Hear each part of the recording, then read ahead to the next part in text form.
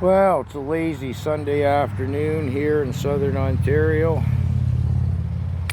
The girls and the dogs are down at the stream chilling out. John's messing with his tractor. So I thought I'd do a story time about the arrogance of secondary education sometimes, post-secondary education. The year was 1995. I was flying back and forth from Vancouver, Canada to Toronto, Canada quite a bit. My mother's health was failing, so it fell upon me. My older evil half-brother had made off with 2 houses and $1 million. And it wasn't like Ma was quite exactly destitute, but she'd asked me to come back and nurse her to her grave. So I was selling out, wrapping up my business affairs in Vancouver, opening up another business here just outside of Toronto. Excuse me. So I'm flying back and forth, and I loathe flying. You know, as a backyard mechanic, a backyard engineer, a former motorcycle rider and racer and mechanic and stuff, just too much. I got too much of my fate at the hands of too many others. I loathe flying. So flying from Toronto to Vancouver, it's a 5-hour flight.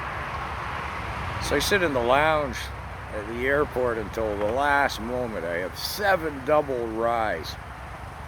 My plan is I'll get on the plane and sleep. So I get on the plane, I have a window seat again. I'm like about the last guy in the door. It's a school marm in the aisle seat, a university girl in the middle seat, and I'm headed for the window seat. I said, you know, excuse me ladies, if I'll just slide through here. I had my 7 rides at the bar, and I just intend to climb in there and go to sleep. School marm doesn't mind the school girl, you know. Excuse me, yeah, thanks, thank you ladies.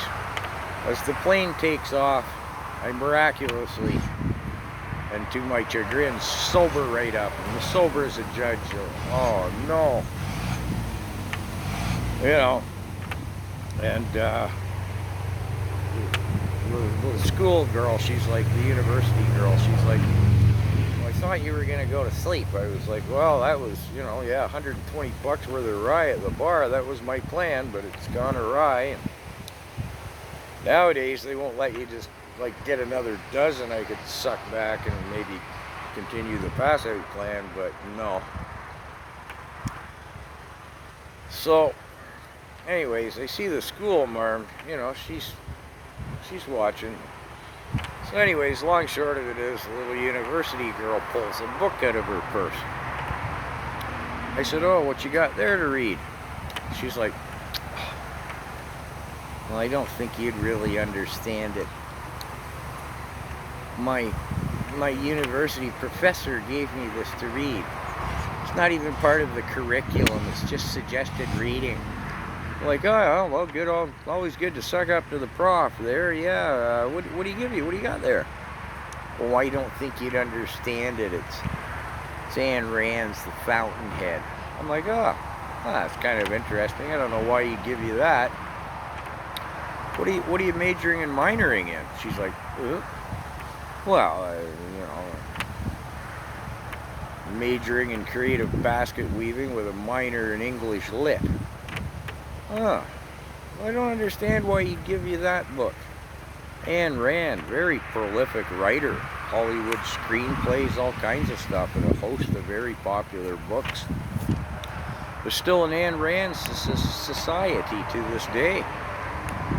Now the school marm's starting to, she's got her book, I can see her, she's going, oh man, this little girl's in trouble, right? I'm just babbling on like I don't notice I'm aggravating the death out of the schoolgirl, right? Like, yeah, she developed this whole philosophy, I believe she called it objectivism. But I really don't know why the professor would give you that book first. I mean, it was over a decade later she came out with Atlas Shrugged. Far more popular selling book, and in that book with her famous characters Henry Reardon and the heroine Dagny Taggart, and well, you know, Brilliant writer. Oh, I'm gonna have to cut this off. Here comes John with the tractor. I'll be back for part 2.